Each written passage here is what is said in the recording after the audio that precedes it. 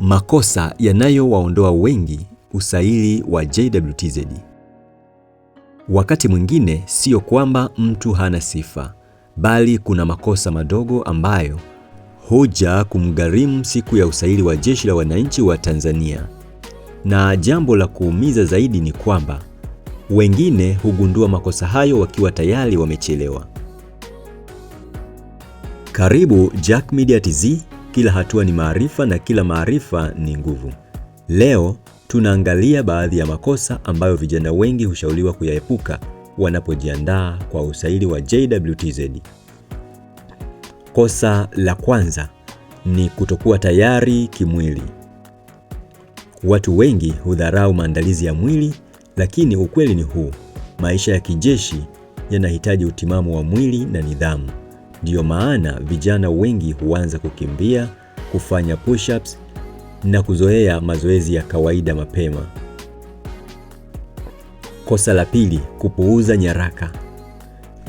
Kosa jingine ambalo watu wengi hukumbana nalo ni kutokuandaa nyaraka vizuri. Mfano, vyeti vya elimu, vyeti vya taaluma, NIDA au JKT. Ni vizuri kuhakikisha kila kitu kiko tayari mapema badala ya kusubiri dakika za mwisho. Kosa la tatu, kuamini uvumi. Kipindi cha usaili huwa na taarifa nyingi sana mitandaoni, lakini si kila taarifa huwa sahihi. Ndiyo maana ni muhimu kufuatilia taarifa rasmi na kuepuka paniki inayosababishwa na uvumi. Kosa la nne, kukosa nidhamu. Watu wengi husahau kwamba nidhamu huanza kabla ya kuingia kambini. Namna ya kuongea, kuheshimu maelekezo, kuheshimu muda, vyote huwa muhimu sana.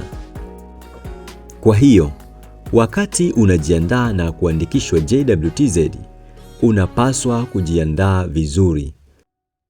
Epuka makosa yanayoweza kuzuilika na fuatilia taarifa rasmi.